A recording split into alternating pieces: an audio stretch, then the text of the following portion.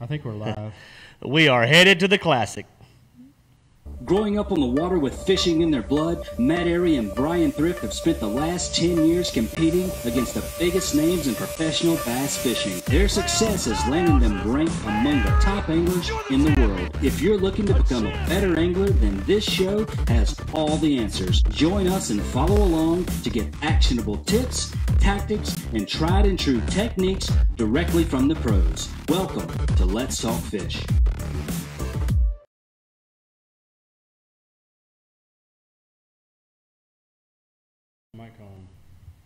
Oh, well, we're back. All right.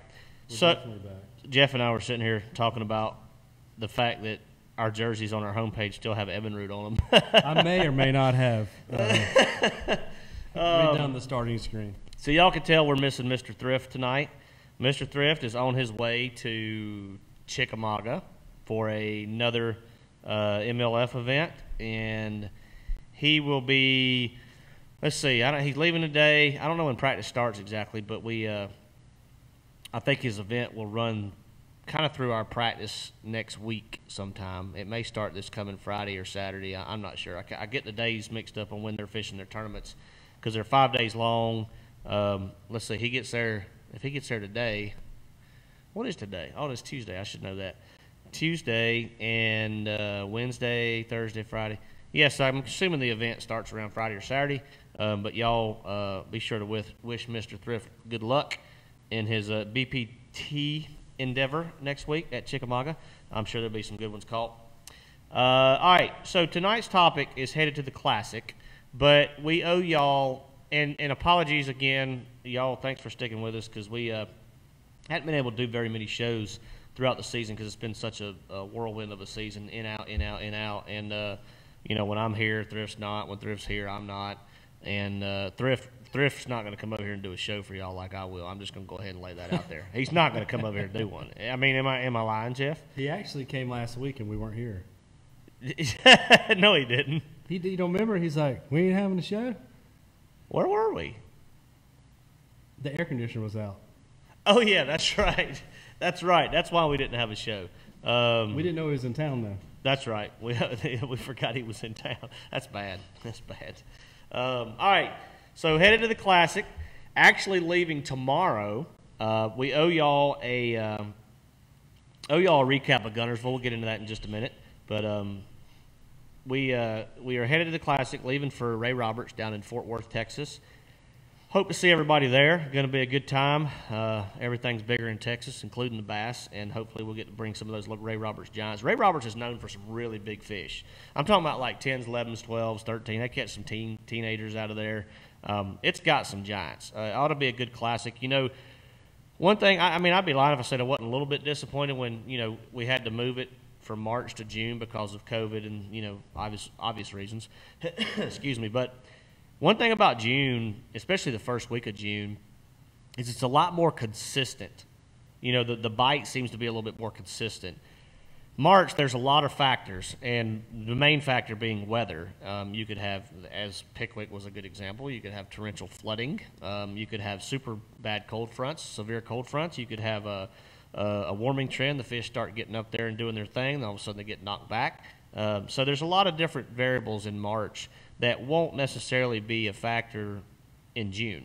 And everything seems to be a little bit further behind this year. The lake's up. I looked at the water level last week. Actually, Canterbury called me today. I looked at the water level last week, and it was about 1.5 foot, 1.25 over full pool, which is pretty solid, pretty good. And today, Canterbury called me. He said, oh, man, we might be catching them shallow the whole deal. And I said, what are you talking about? He said, well, it's up over 3 feet now, 3 feet over full pool. And if anybody knows Ray Roberts, you know, it's full of good shallow water cover. It's really a shallow water fisherman's dream, especially when it's up like that. But it should be a very, very interesting event. Excuse me. So we're going to get into a Gunnersville recap. If y'all have any, Tyler, we got you, man. Where's the podcast boys? I'm getting so bored at work. So we will have a podcast. This one will be on podcast coming very soon. The last one won't. Some reason Facebook deleted it. Oh, yeah. That's right. We're sorry, but we apologize for the last show.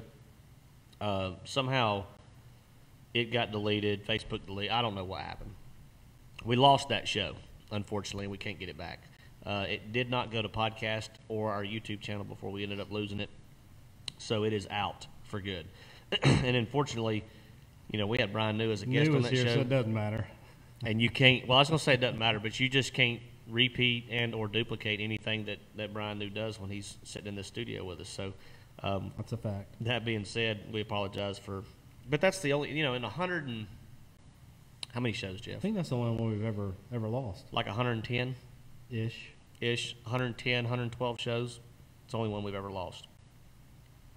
I saw Chris Lindahl on here. Chris, we're looking forward to our trip coming up. Chris was the winner of the sweepstakes giveaway, which was on our 100th episode at the beginning of this year, right before the season started. And he is coming down on June 16th, 17th, somewhere right in there to go out, bringing a buddy to fish with Thrift and myself, and on a nearby lake. We got him some little goodies together to give them when they come, and we are looking forward to that. So that'll be after the Classic is over. Gunnersville was very interesting for me. You know, congrats to Caleb on an unbelievable performance. The you know, what went down in that tournament kind of blew my mind. I mean, you know, the flipping bite was a lot stronger than I anticipated it being. I anticipated there being one, but I didn't anticipate it dominating the tournament and dominating it in the fashion that he did. He blew it away. Absolutely walked away with it. Start to finish, led every day. Just had the right, and he said it. He was real humble on camera. You know, it wasn't, you know, Zona and all those guys were dead set on, you know, Mercer and them were talking about, well, he's figured out something different. He's figured out something different. And he admitted. He said, man, I really didn't figure out anything different. You know, I'm punching just like several of the other, you know, top competitors in this event. I've just got the right area. And he did. He had the right area. He had two main areas that just had better quality fish for whatever reason. And, man, he put on a heck of a show, and I was very impressed. Matt, on the other hand, was on the other end of the lake from where Caleb was. And, you know, I was actually catching a lot of my fish on a jerkbait. I was targeting grass, but I was catching a lot of my fish on high spots on a jerkbait. And had the unfortunate circumstance on day one and day two, I had a dead fish each day. And it was nothing, you know, that I could have done this. I mean, I did everything. I used TH Marine G Juice, you know, but I had a 6-pounder the first day that actually swallowed my jerkbait. 6-7 treble hooks in the tongue, you know, just bleeding everywhere. I mean, I could have thrown that fish back immediately. I could have stuck it in a cooler. I could have stuck it in a live well. It wouldn't have mattered.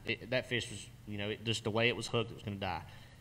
Second day, I had caught one of those post spawners, and it was real sick looking when I caught it, and I had tongue hooked it also. Got the bleeding to stop pretty quick, and then unfortunately that fish came back around and conked out on me the second day. So, you know, it's a 4-ounce penalty for dead fish, and Bass has a rule where you cannot cull a dead fish, and I'm not necessarily a fan of that rule, and I'll tell you why. Because when it's all said and done, if Jeff over here has 25 pounds and I have 25.4, and I have one die on me, but I catch 2 more bigger ones that I can cull out. Excuse me, he has 25.4 and I have 25 pounds, and I catch multiple fish that will cull me up over 4 more ounces, but I can't cull because I have a dead fish. I beat Jeff in that tournament. I beat him in that tournament. I caught more fish. I caught bigger fish than he did, but I'm not allowed to cull out my smallest fish just because it's deceased. You know, when you throw, I get it from the conservation standpoint, but when you toss a dead fish back, trust me, it goes to the earth. It is utilized by many, many creatures out there. The same way a dead possum on the side of the road is utilized.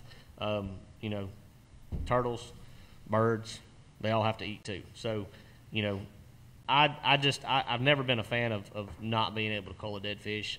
Now, obviously, we don't want to cull out 25 dead fish and have them floating all over the lake, but that never happens. Okay, let's be realistic. Just not a big fan of that rule, and that's why, because the guy who ultimately could have won that tournament might not have won it just simply because he couldn't cull out his smallest fish. So that ended up costing me. I mean, you know, 2 dead fish penalties. I ended up 51st in that event, and it cost me 8 ounces, so 4 for each dead fish. The fact that I couldn't cull the one the second day, which was my smallest fish, it was a 2.2, and I did catch a couple bigger ones, and I had to cull out like a 2.4 or 2.5 because I couldn't get rid of that one. So, ended up hurting me. I missed the cut by 1 ounce. Missed the day 3 cut by 1 ounce. And you know, it is what it is. I should have caught more. I should have caught more weight. Bottom line, and I wouldn't have had that issue. But I didn't. And we're sitting. Let's see. AOY standings right now has us in 40th. And Jeff and I were talking about that before the show. We are sitting in 40th, and the Classic's going to be kind of a breath of fresh air, because going to an event where you're there for one reason, and that's to win, and going to an event where points don't matter, and going to an event where you've got your whole support crew's coming. A lot of fun things happen at the Classic. It's a long process for us. And some guys, and I saw somebody comment earlier about, you know, leaving so early or something like that. And you know, the thing about it is people. So our practice starts Friday. We have a pre-practice period, 3 days, Friday, Saturday, Sunday. We go into we have a schedule of events for the entire week. Monday is kind of moving day, where we move downtown to the housing that Bass provides for us for the Classic competitors and the boat yard. And then on Tuesday, we have angler registration. We do some different video work, things like that, different clips for the Classic. Wednesday, I believe, is Champions Night dinner, and you know, my family will be flying in then. And then we Thursday we have Wednesday's official practice day. We have one official practice day where we blast off in our boat number order, and they do, and then we're doing it at a certain time. We have to check in at a certain time, just like the tournament. And then Thursday is media day, where all the anglers go to a designated area where all the media outlets are there, and they can interview the anglers as they please and do whatever they want to do to prep for the media side of the Bassmaster Classic. Then the tournament starts on Friday, and like I said, should be a lot of fun. I hear it's probably going to be one of the biggest classics in history because of the location. You know, Ray Roberts is kind of a hidden gem in Texas. They've never had a Bassmaster Classic there that I'm aware of. I know Bass has been there a couple times, but it's been a while, and it should be a very, very interesting tournament. Texas is always, they come out in full force in Texas. For any tournament we've ever had in Texas, they come out in full force. But I didn't mean to skip forward on Guntersville. Guntersville, there was a lot of different things going on. If you have any questions about Guntersville and the way it went down, y'all shoot them over. But it was very interesting tournament. The fish were a little bit behind.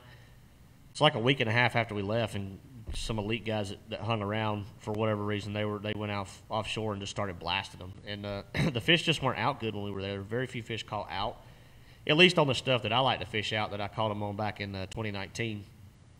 And that was later in June, obviously, and all the fish that were out were pretty much out. This time around, it was definitely more of a grass deal. But it was a very interesting tournament the way it unfolded. It was a lot more patterns that kind of rose to the top throughout this event that I thought might be players, but they ended up playing more than I actually ever imagined. So there were some key fish caught deep. There were some key fish caught shallow. There were some fish caught off beds. There were some fish caught off brim beds. There were fish caught off 10 or 12 different techniques. But very cool tournament. A lot of fun to watch from a fan standpoint. I'd be lying if I said I wasn't watching Bass Live all the way home on my drive back to Shelby after I was booted out of the tournament. So after I missed the day 3 cut. But yeah, and that's right, buddy. If Scott, Scott Martin, our roommate, he had a he had a really stout second and third day, and if it wasn't for the first day, nothing against Scott. I don't think he would have had a shot to win, but he would have been right there in the top. He would have been making a run at the top 5, no doubt. And he was on one of those deals that was developing during the tournament. He had a little offshore spot, caught a couple 2-pounders on it in practice, and he went to it the first day, and I don't know if he caught anything on it the first day, maybe a 2-pounder or something. Second day he caught 3 or 4 big ones off of it, and the third day he caught 3 or 4 big ones off of it. So it was one of those places where we knew the potential was there for those deep places to start loading up. It could have happened any day we were there or the day after we left. It just depended on the area and exactly where you were. But to Scott's advantage, it worked on one of his places, and he was able to maximize that on day 2 and day 3 and had a great tournament. But all right, so I see. Keith Wood said, Matt, when you get the championship Sunday out in Texas, you're going to need to wear some down to your ankles khaki cargo shorts all day, then dedicate your win to those purse pants. We saw a picture, and I sent it to you, Jeff.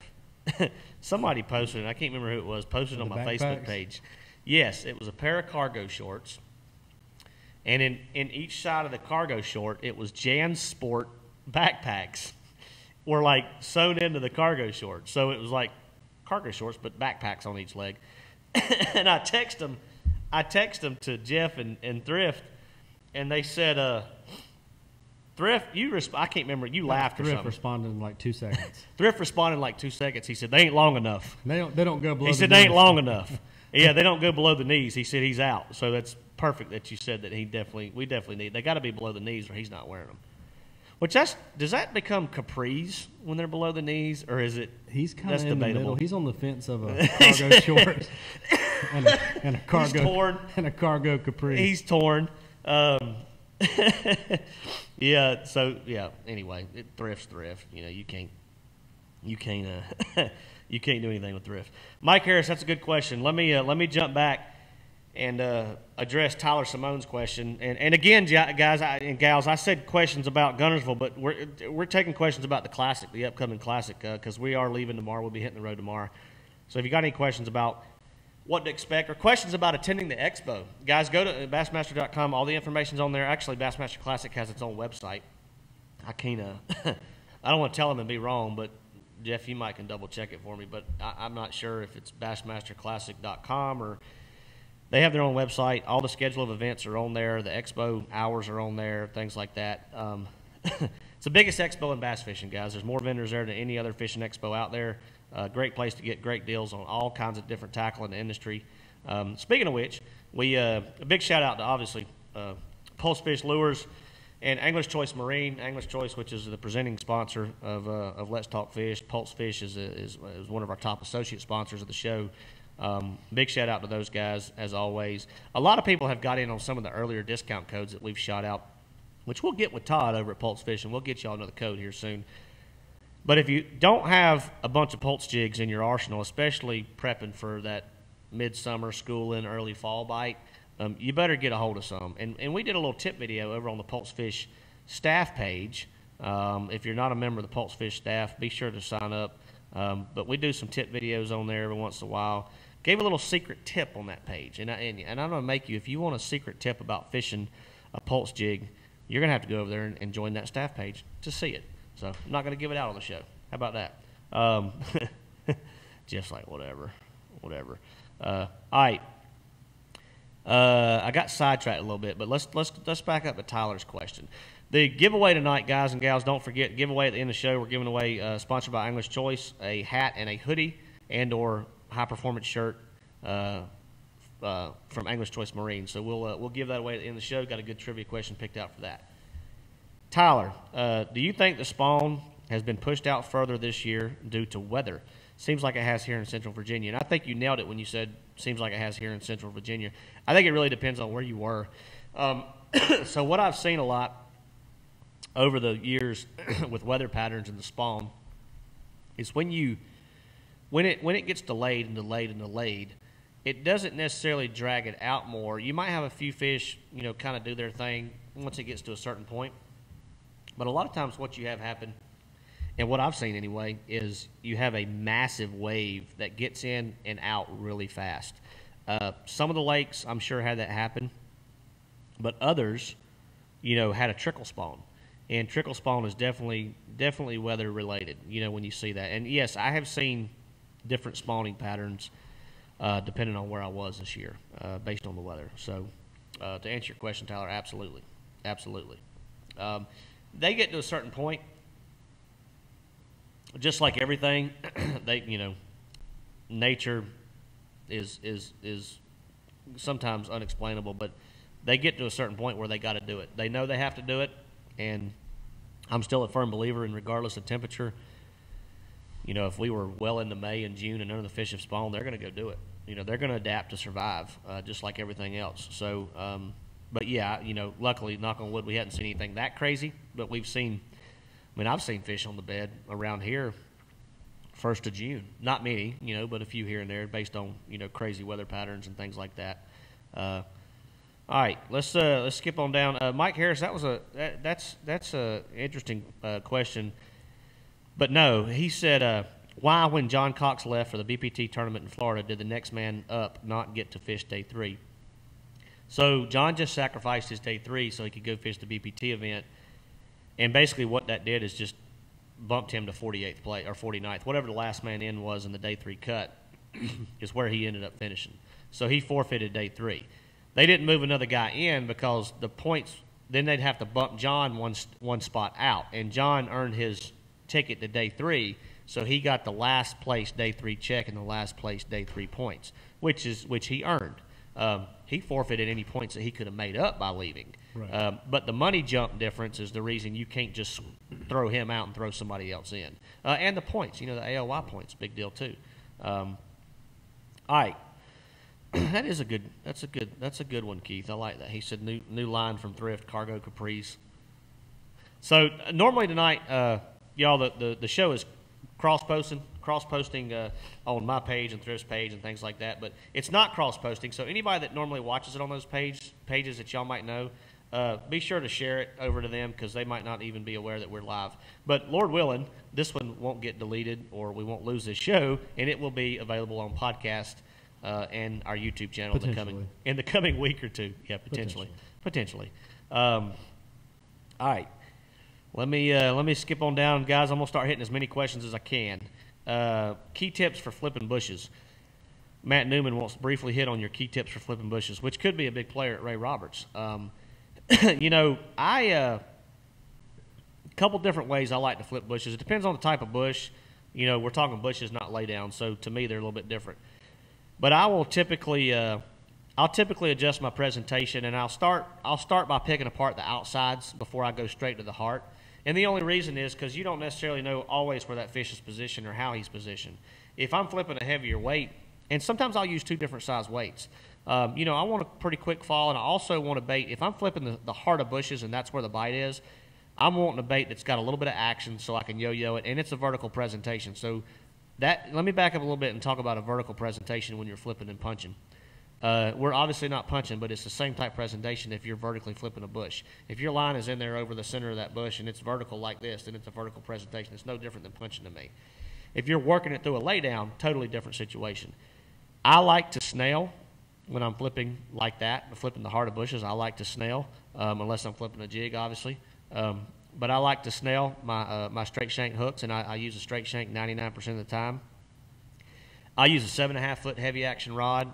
It's a Lew's Custom Pro. To me, it balances well. It's got just enough rear end on it to really give you leverage to get it out. Now I'm a taller guy. I'm about 6'1" roughly, or above average. Shouldn't say tall, but I'm above average. So I like a longer rod. I like a 7.6, and sometimes I'll even go to a 7.11. It just depends on the cover and how gnarly it is. But I like that extra leverage.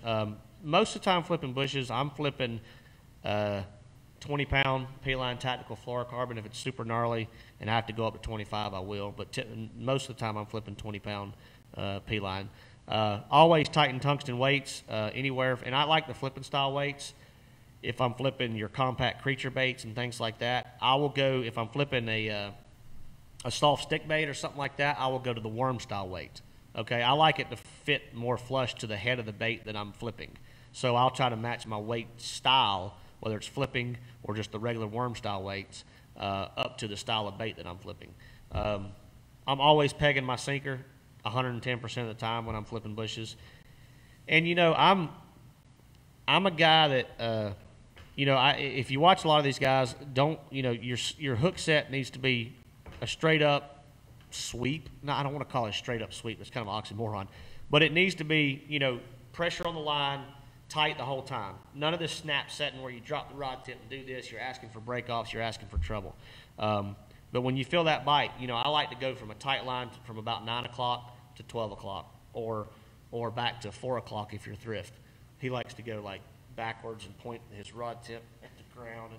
And I did that, by the way. Thrift and I fished a little Thursday night derby last Thursday here on Moss Lake. We hadn't fished one all year. We finally got out to fish one. And you should have seen this hook set, Jeff. I set the hook, and somehow I ended up like this with my rod. The fish is this way. And somehow I ended up like, I guess I couldn't catch up with the fish.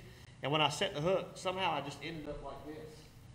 And I was like, I would give $100 bill to have that on GoPro because it was the perfect thrift signature hook set. Like we've seen his hook sets, and he just looked at me, and because I was picking on him a little bit, I said, "God, that was a thrift hook set if I ever seen one, or if I've ever done one."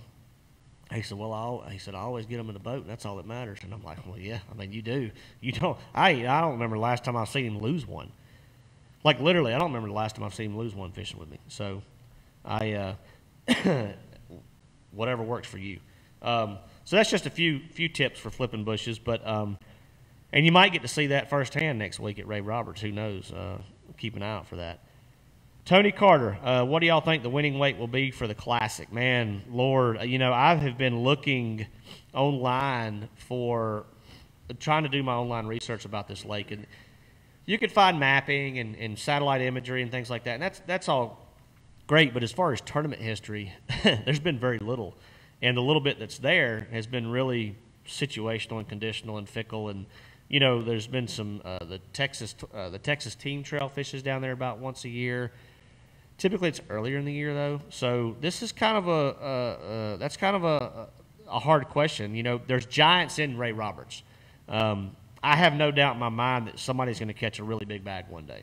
Now it's June, so can they do it 3 days in a row? Yet to be determined. But let's throw a 3 day. Let's just throw a guess out. This is 100% a guess, so y'all don't yell at us. Ray Roberts. Now this is a lake that kicks out 30-something pound bags in the spring regularly, okay, March and April. June, I have no idea what it takes to win tournaments down there in June. I'm sure 20-something pounds every time just because there's giants in it. But what's it going to take for 3 days, Jeff, to win the 2021 Bassmaster Classic? 68.8. So you're at 23 a day, basically. Well, yeah, but somebody's going to come in with almost a 30-pound sack. Somebody's going to catch almost 30. Then they're going to have to catch 19 and 19, basically. I don't think it's going to touch 70, but I think it's going to be close. All right. What do you think? I'm going to say I'm a little different. I'm going to say 59. Way off. I'm a little off from you. So Jeff said 68. I'm going to say 59. That's basically 20 a day. I mean, I think you do that anywhere in June. It's pretty strong, minus Lake Fork. It might take more. But, I don't think Ray Roberts is Lake Fork caliber, but it does have giants in it. All right. So there we have 59 pounds for me, 68 pounds for Jeff. Let's see who let's see who's the closest next week. Tony Carter says 63. 63. Let us know what y'all think. So we don't even know if we have anybody that's from that area watching the show tonight or from down there who fishes a lake, but it's around 60 pounds is going to be strong any way you look at it, I feel like. So all right, Chris has a question. He said, Matt, moved to a different state and going to a pretty clean water to fairly dirty to stained water, really struggling to get bit and find fish. What's your confidence bait in dirty water to find fish? To find fish in dirty water this time of year, I'll give you two. A bladed jig, just a half-ounce bladed jig. Typically in May, I'm sticking with shad colors, white and chartreuse, or a little square bill. Just a little bitty square bill. Chartreuse, blackback, or shad, or just a threadfin shad pattern like a white, splatterback, or a white blackback, something like that. Those are the two baits I'd use to find fish. If you're in fairly dirty stained water, the fish should be fairly shallow. They should stay fairly shallow as long as it keeps some good color to it. And a square bill and a bladed jig should get you a few bites. You might have to cover a lot of water to find out where they are, but once you find them, you can go back through those areas and pick them apart with a little Texas rig. You can flip a little Texas rig creature bait or a little finesse jig, something like that. The jigs and the creature baits, I'm typically going with black blues, things like that in the stained water. All right, let's skip on down. We're getting quite a few questions, guys, gals. We probably won't do a full 1 hour show tonight. I've still got a lot left to do to get ready to leave for the Classic tomorrow. But I want to try to get in here, and we wanted to do a little show for y'all, a little recap of Guntersville and a Classic preview, just because we hadn't been in here in a while. All right, let's see. Dalton Pratt, any ideas on how to run Ray Roberts? Many trees and stumps and no boat lanes. That's one thing that I've done a lot of research on, Dalton, and I have yet to figure out any legit boat lanes on this place. So the 3 days of pre-practice, I'll probably spend, you know, quite a bit of that just trying to figure out how to navigate those heavy timber areas, because there's going to be plenty of that. And the water's going to be up, you know, it's up 3 feet right now. So that could make it even a little bit trickier. With it being up, you don't know what's just under the surface. You know, I'd rather it be 3 or 4 feet down when I'm learning to run a lake like that. But with it 3 feet high, could be a little tricky. Definitely going to be a little tricky. All right, regular knot and a snail. So here's the thing. Todd Goad had a good point. He said, explain the difference between a regular knot and a snail. And we've done this on the show before. It's been a while since we've talked about this. The only reason I like to use that snail knot versus a Palomar knot, which is what I'm using when I'm flipping, you know, a lot of horizontal cover or docks or anything like that, where the bait's actually coming towards me as I'm working it through limbs or through brush or whatever. The biggest thing about a snail knot and the biggest difference is it causes that hook to kick straight out like this, okay? And the benefit there is your weight's here, and when you're flipping a vertical cover, your line's straight up and down with it. So it all acts in conjunction just like that, okay? When you're working cover horizontal and you're pulling it with a snail and it's more at an angle and your line's at an angle and you're kicking the hook like this, that's not necessarily a good thing, okay? Because the fish, depending on the angle and how he picks up a bait, that Palomar knot is going to it can kind of roll with the fish, if that makes any sense, as opposed to a vertical presentation where he eats the bait and you're kicking it straight up into his mouth just like this, okay, every time. I hope that helps, but the snail to me is so important when you're punching and fishing vertically, as opposed, that's the only time I use a snail knot is for vertical presentations, and that's why. If you got more questions about that, and we can actually show you, we could actually tie a snail. One day we can bring a couple flipping sticks in here, tie a snail, and we could show you how it kicks that thing out. We might do a whole show on just punching heavy cover, or punching heavy cover versus you know, fishing horizontal cover, things like that. All right, let's jump on down to a few more questions. Let's see. Absolutely, Tyler. That's what we're here for, man. I don't know how often you've watched the show, Tyler, but, you know, one thing that we like to pride ourselves on here at Let's Talk Fish is we give a lot of tips. We give a lot of information out. We talk about the tournaments, talk about what went wrong, what went right, what we would have done different. You know, and we try to give our insight as far as what we've learned as professional anglers. It's what it's taken us years and years and years to learn that actually a lot of people can learn a lot faster now with technology that's available, but not everything can be taught through electronics and online nowadays. You know, you get a lot of rigging tips and some little secret tweaks and different tactics on rod and reel setups and things like that. And that's what we like to do on the show. We like to pass that information along to y'all, the viewers and the fans, to hopefully help y'all put a few more fish in the boat. Let's see. I'm going to keep skipping on down. Ryan Sowers wants to know if you have any pro fishing tips for us, Jeff. Although I'm not a pro, but yes, spend as much time on the water as you can. That's for sure.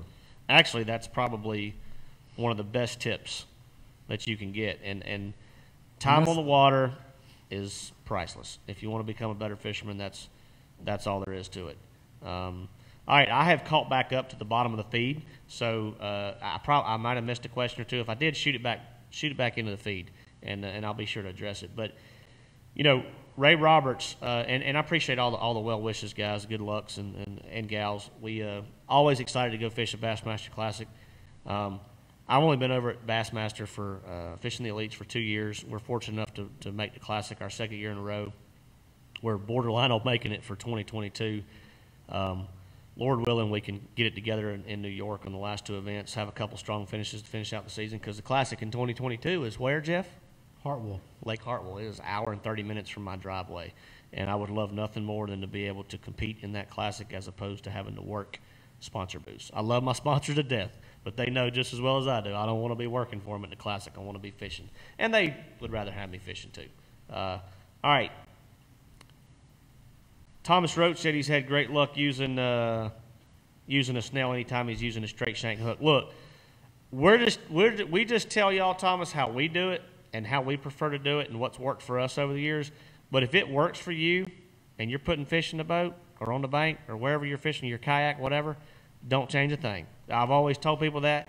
Fish with what you have confidence in. If it works, if it ain't broke, don't fix it. That's what they've always said. We just give you our insight based on, like I said, what's worked and what hasn't worked for us over the years, and what we feel like increases our opportunities as professional anglers, because this is our paycheck and this is our livelihood. So we do everything in our power, and what we believe is gives us the best opportunity to land every single bite that we get. Thank you, Dalton. He said good luck. He's pulling for us at the Classic. All right, Power Shot, one of the best boat dock flipping baits no one uses, but it's great.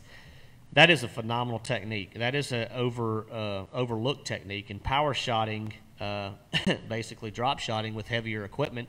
And I have seen Aaron Martins actually wreak havoc on fish in bushes, flipping bushes with a drop shot before. Now, I call it power shotting, a little heavier line, a little heavier setup. He did that, if I'm not mistaken, it was in a Bassmaster Classic at the Red River, and he was power shotting, and this could play at Ray Roberts.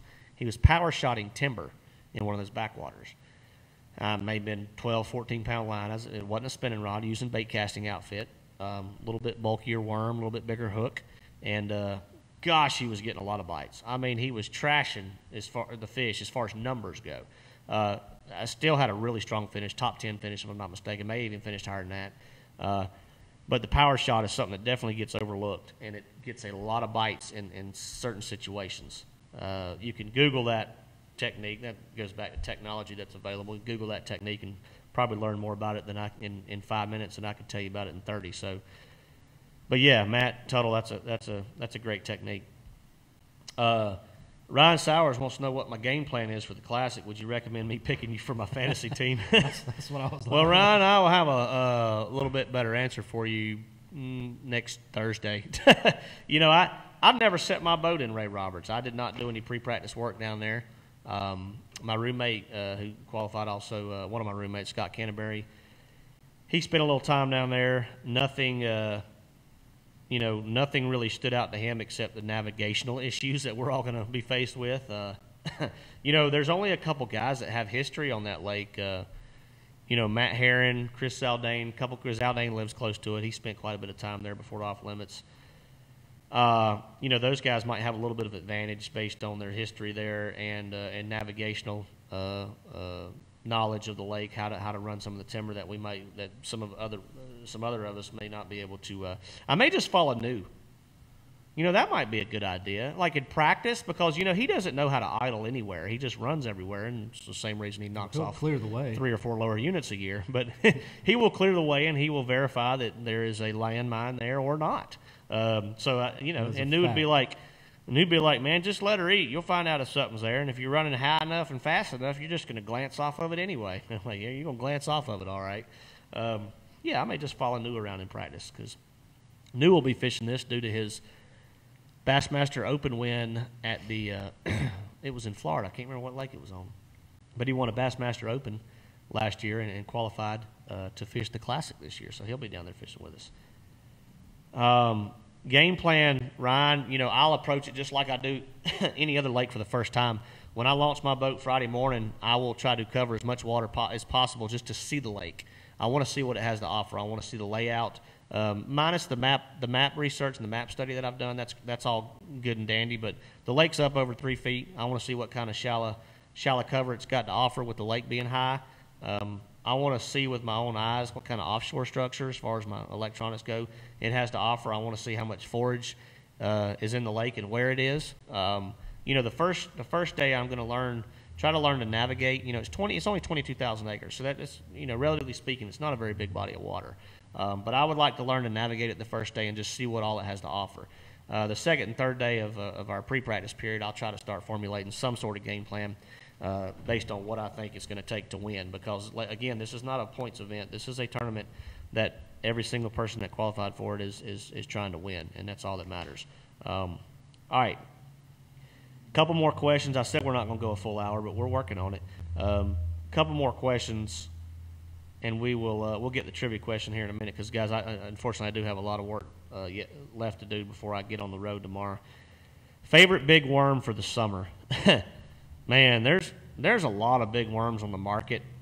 Let me just give you my favorite color, okay?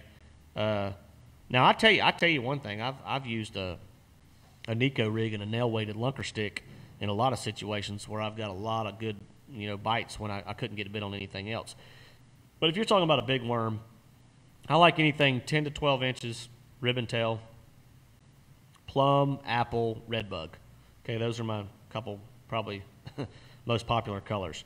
If the water's really clear, I might use a like a watermelon candy or something like that. But the plum apple or the red bug is probably my two favorite colors. Let's see.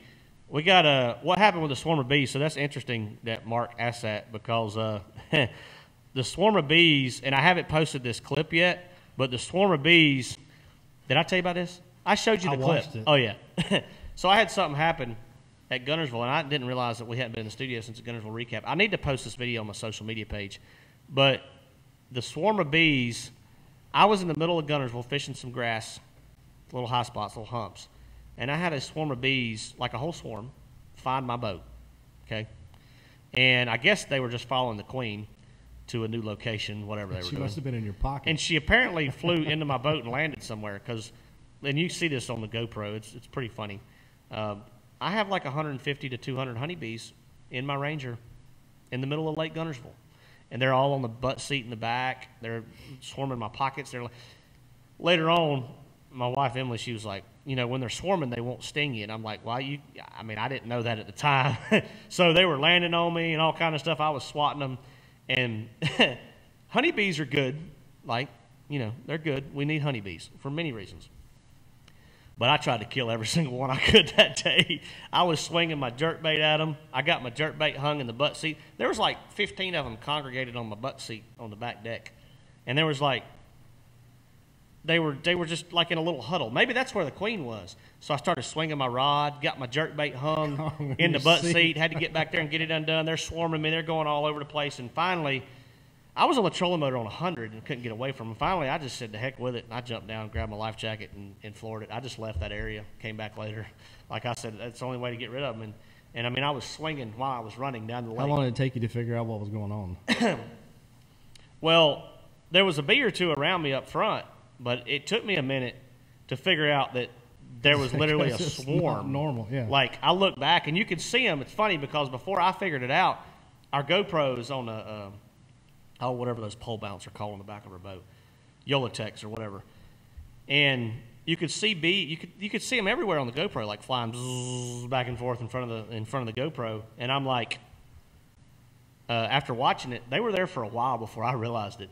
And I think that's why I was afraid that they were under the like I saw some fly up under the console, and I know that everybody's like, they won't sting you when they're actually swarming. I'm like, well, if I would have taken off and there'd have been 10 or 12 under my console, they'd have landed on my legs and they'd have felt in danger, I feel like they would have probably stung me.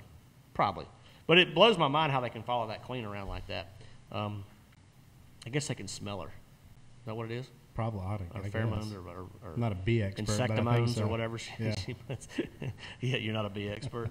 You're expert at everything else, Jeff. What's wrong with you? Just not bees. No, just not bees. All right. Let's see. Yep, everybody's wishing Thrift well. He does. He is in need of a good tournament. He's going to come through. Yeah, Thrift will be just fine. Thanks, Sydney, for the kind words. It's always rules to live by in any tournament situation. Keep a clear head, and always stay positive, no matter what. Pete Brandt said he lives 4 miles from Ray Robertson. They're getting a ton of rain right now, so that's interesting. Chris, I don't think New's taking his wife on a honeymoon yet. If you ask New if he's taking her on a honeymoon, he'd be like, yeah. But that was like to a bunch of tournaments back to back, which is not a honeymoon. So no, I'll tell him you said that, Chris, because he definitely that girl deserves a honeymoon. Not giving away the answer tonight, Mr. Newman, but we have a good question that we're getting ready to get to. Derek Westfall wanted to know what it would mean to win the Bassmaster Classic. Well, it's career changing, it's life changing, it's a lifelong dream of mine. I the Classic is the pinnacle of our sport. It's something that I always saw as a kid growing up. This is before FLW ever even existed. You can't put it into words, really. I mean, you know, I've been at this for a while now, and I know what that can do. To, you know, I'm fortunate enough to have an established career as a professional angler, and I plan on being here for a while. So, as far as my career, I think it would do a lot for that. But I think just personal satisfaction and that achievement, you know, that one thing that we're all after as Bassmaster Elite Series angler is that Classic title, that Classic trophy, and to be able to experience that moment, I don't think you can put it into words. But that would definitely be the pinnacle of my career, hands down, if I could figure out a way to walk away with that thing. I don't have any pre-tournament rituals, Ryan. I do have some socks I started wearing. Like, I wore them like 3 days in a row at Neely Henry. No, I wore them every day at Neely Henry. No, I started wearing them on day 2, but they're like turquoise colored, and they say. Why'd your voice change? They say keep it real, and it's got little fish on it. They're pretty cool socks. I'll show them to you sometime, Jeff. But yeah, so that I don't really have any rituals, but I might start wearing those socks a little bit more. Does your voice always crack when you say turquoise? When I say turquoise. Well, what else would you call that color? Aqua? I haven't seen them. Turquoise. Oh, well, they're definitely not. They're not blue, so aqua. Aqua. I'll take your word for it. Okay. We got a question for you, Jeff. Stop the press. Patrick wants to know how the red fishing is near Myrtle Beach in July. Probably not good. Hot. You mean like the temperature or the fishing? Very, very hot temperature. Fishing's probably not going to be the greatest. Yeah. You can still catch a few, but it's going to be. Patrick must be going. It's going to be hot. Going on vacation to Myrtle Beach in July. I'll be there in July too, and I can tell you, I will not be red fishing. Tony Carter, thank you for the kind words. So, Tony's a co-host for the Southern Anglers Radio Show in Myrtle Beach on iHeartMedia, and he wants to know how much support and how many listeners we have that follow you guys. Thanks a lot, Tony, and much love to you, man. We appreciate what y'all do. We appreciate what everybody does for our industry, because our industry is it's a pretty tight-knit industry, and you know, we just want to expose fishing to the world. That's what we want to do. We want everybody that's never had the chance to get outdoors and wet a line and feel that tug, because that tug is our drug. God, you like that, don't you, Jeff? That's been around a while. T-shirt. Hey, Chris, write that down. Tug is our drug. But no, that's what we love. We love sitting here talking fishing. We love sitting here giving out tips and just shooting the crap with y'all. But yeah, we thank y'all and all the podcast guys out there. There's a lot of good ones in our industry. Luke Duncan's got a good one, and Luke's is a little different. You know, he's got a little different perspective and on what but he lays it all out there, and it's very entertaining. Dave Mercer's got a great one. There's a lot of good ones out there. There's a lot of good ones out there. Obviously, BTL, kind of the OG of the fishing podcasts. BTL's great crew over there with Matt and Mark. Great guys, good show. Let's see. No, Mike Harris, I did not have a marshal on that day, which is a good point. When the bees attacked me, I didn't have a marshal that day. So they were like 5 marshals short at Gunnersville. So they had like 96 marshals and 3 or 4. I don't know if they canceled or they were just a few short for whatever reason. I was one of the 4 boats the first day, or 5 boats that didn't have a marshal. Lucky for him or her. But I would have probably known a little bit quicker about the bees had I had a marshal in the boat. So it took me a good probably 3 or 4 or 5 minutes based on the GoPro footage to figure out what was going on. But again, guys, thanks for everybody tuning in tonight. I know, hey, that's a good point, Pete. That's not a trend yet, but sweet tarts. So my oldest daughter, Reese, brought me a thing of sweet tarts when they surprised me down there at Neely Henry for the cut day. And she knows how much I love sweet tarts, just the little ones that come in a roll you can buy at any convenience store. And I ate those throughout the day, kept them in my pocket, gave a couple to my camera guy that day. He liked sweet tarts too. And but I'd eat a couple, catch one. I wouldn't eat any, and then I'd eat a couple more, and I'd catch one. And then they were pretty good luck that day, so I might have to revert back to the sweet tart deal. You just need more sweet tarts. I need more sweet tarts. Amen. So if anybody wants to ship us a case of sweet tarts, y'all get after it. We love sweet tarts. We just love candy, though. We do. We love candy. Patrick did say he's going to be at Myrtle Beach in July. He's taking the family.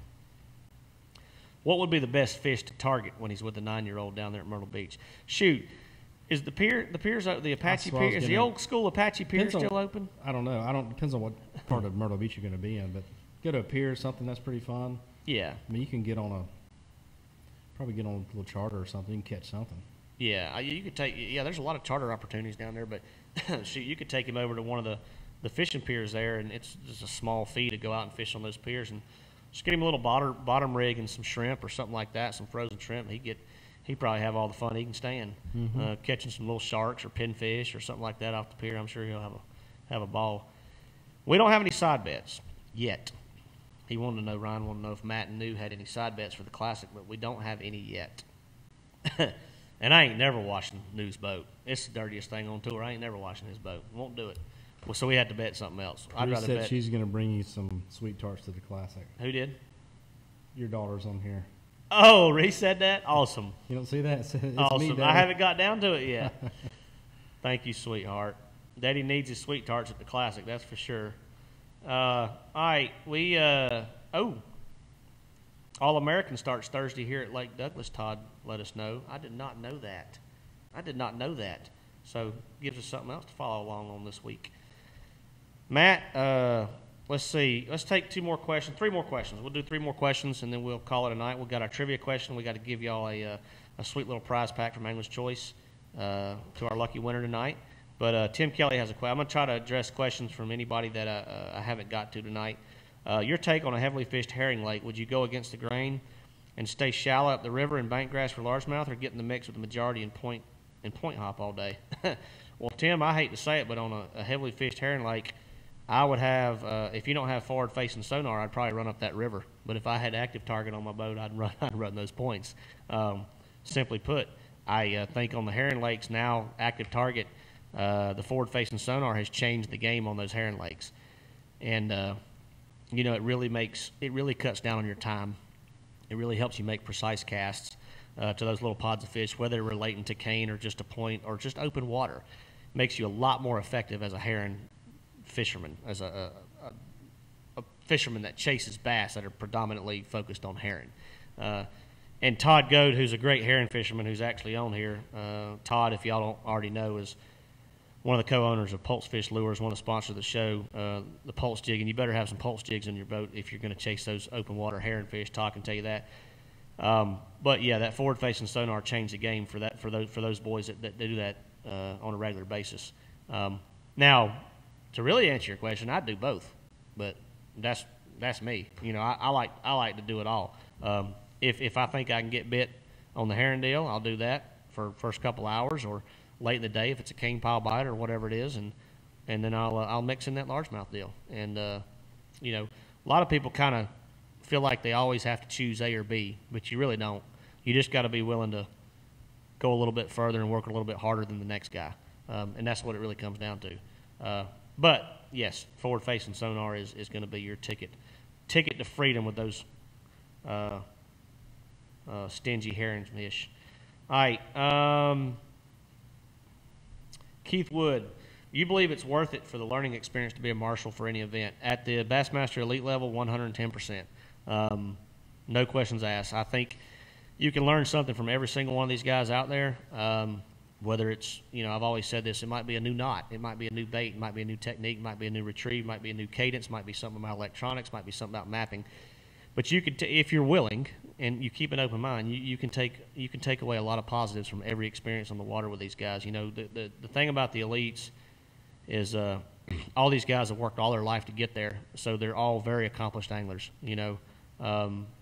You can look at their credentials and they kind of speak for themselves. So every guy, there's not a bunch of weak links on the elites. There's not a bunch of nobodies on the elites. They're elites for a reason, and I do absolutely think that it is money well spent back up to before I was a professional, and I would have done it every chance I got. Every chance I got, if I had the money and the time, I would have done it.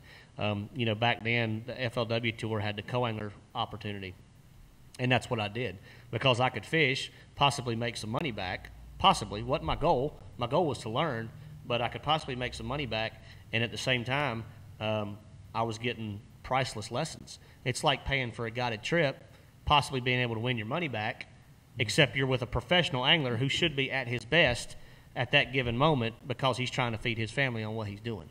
So I hope that helps. I see Reese's comment. Thank you, sweetheart. She's going to be bringing sweet tarts down in the classic. I love them. I love them. There's a lot of people on here. Chris Lindahl. There's a lot of people on here said, man, I like sweet tarts too. We'll have to have a sweet tart party, Jeff. We'll just have to have a sweet tart party. Just giant bins of sweet tarts everywhere. We'll have to work on sponsorship. Yeah, the sweet tart spot. That'd be pretty. I almost said sweet, but that's not the word I should have used. It'd be pretty cool to have a sweet tart wrap boat. Yeah, that would. What candy company is Sweet Tarts? Nabisco, or I don't know who that is. I'll have to investigate that. Nobody's ever had a candy sponsor that I know of. We'll call them tomorrow. I'd sport a ring pop boat. 100%. 100%. Guaranteed. I'd sport a ring pop boat. Yes. And y'all act like I'm acting like a little kid when y'all heard me say that, but you know y'all like ring pops. So let me tell you my 3 favorites. Sweet Tarts, ring pops, and Zots. You know what Zots are? No. Anybody out there that knows what Zots are, let us know. Because I want to know how many of our viewers know what Zots are. It's a candy, but I want to know if any of y'all know what Zots are.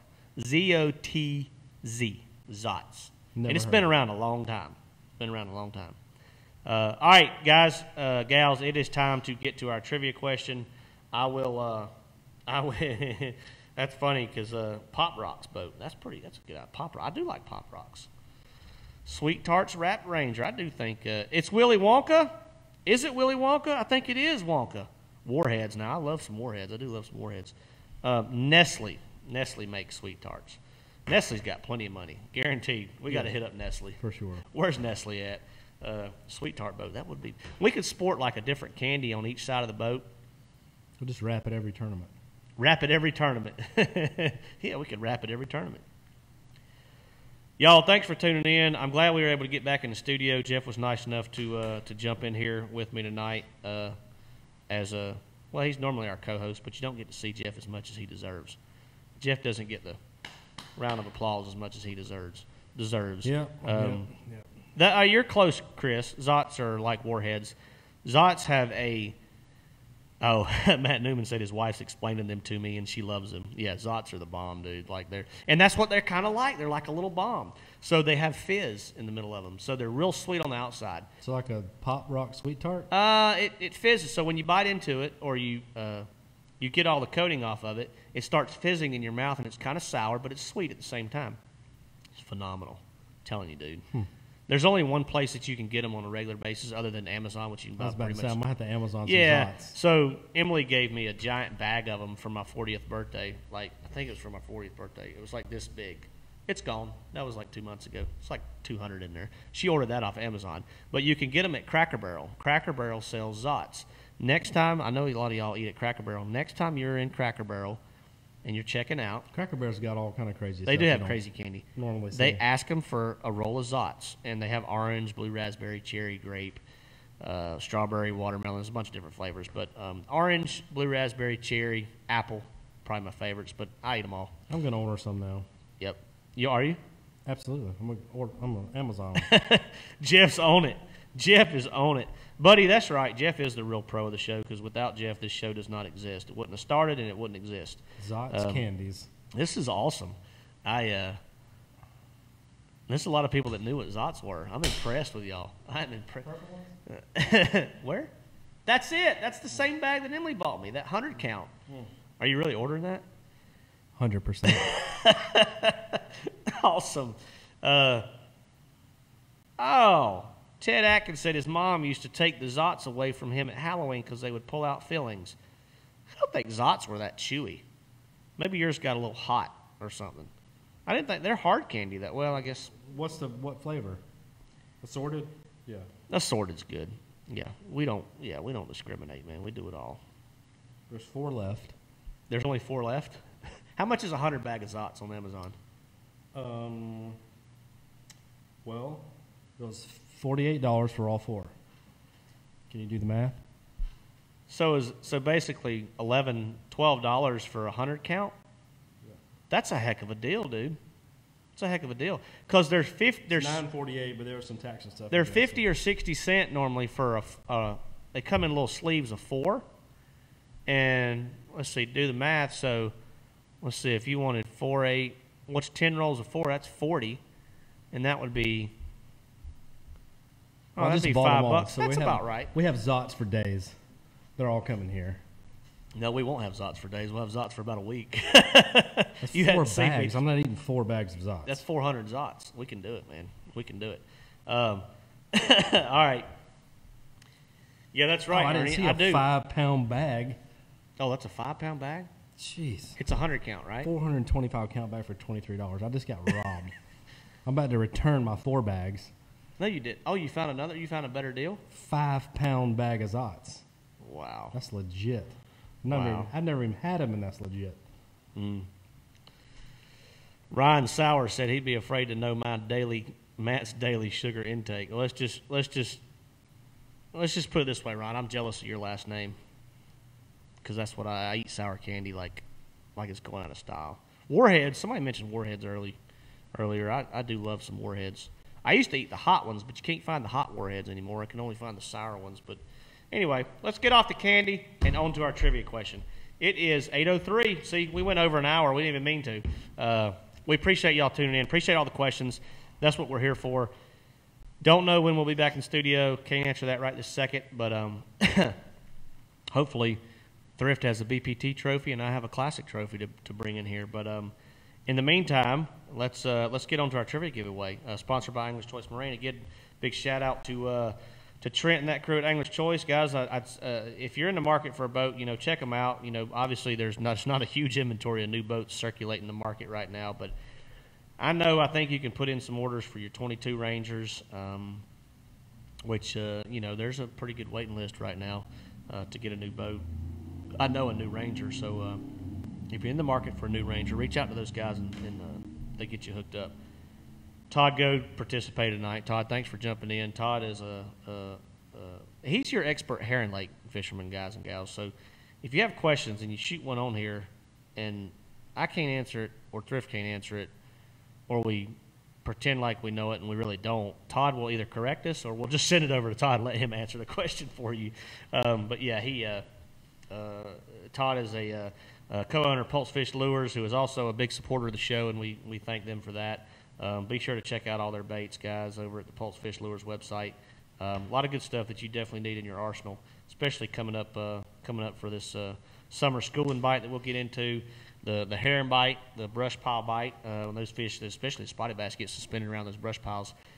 You could take that Pulse Fish swim bait head, little old 3-inch swim bait, whatever you like. I like to throw those Lunker Hunt bentos on there quite a bit. And or our finesse swim bait. We have a Lunker Hunt finesse swim bait, real similar to like a 2.8 Kitech, and get you a lot of bites. Get you a lot of bites around those brush piles. Go over to the Pulse Fish Facebook page again.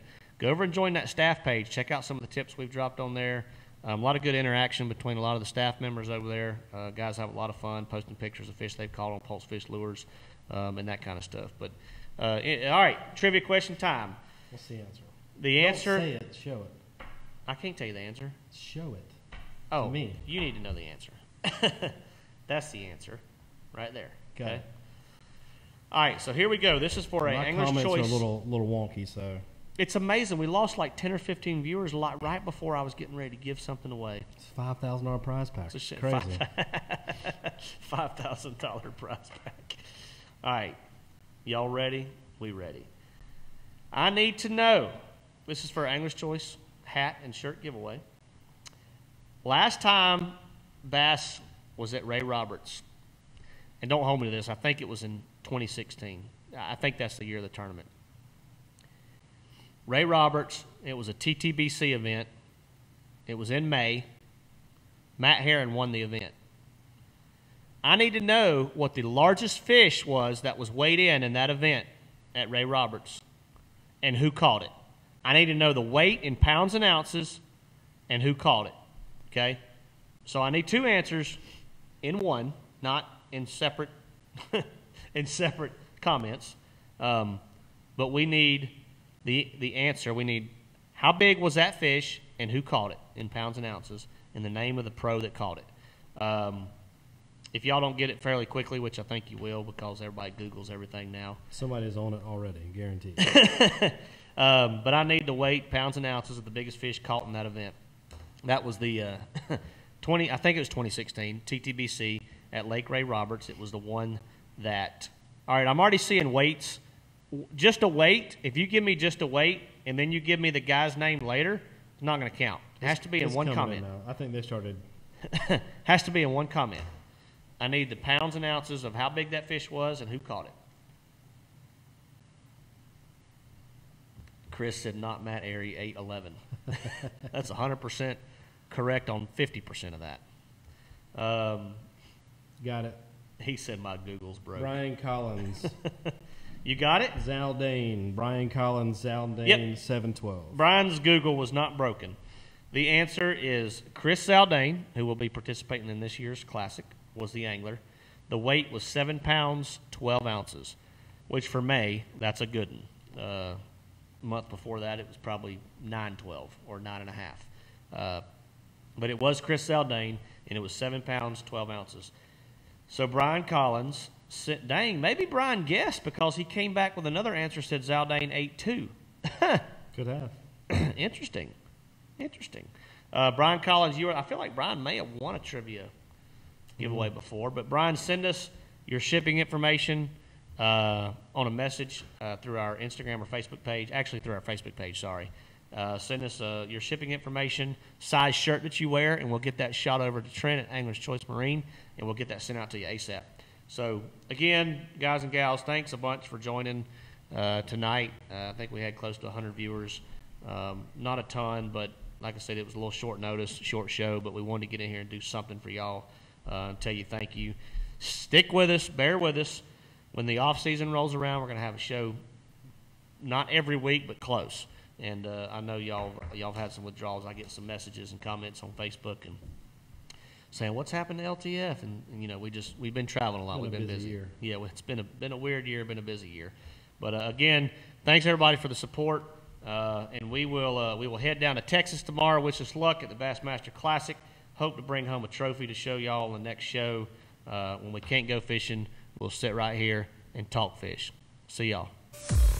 Thank you for listening to Let's Talk Fish. Visit our private Facebook group to continue the conversation, post your questions, and talk with other fellow anglers at facebook.com/groups/Let's Talk Fish. Follow us on Instagram at Let's Talk Fish Official and subscribe to our YouTube channel for more exclusive content. Join us again next episode for more actionable tips, tactics, and techniques directly from the pros. And remember, when we can't go fishing, we're going to sit right here and talk fish.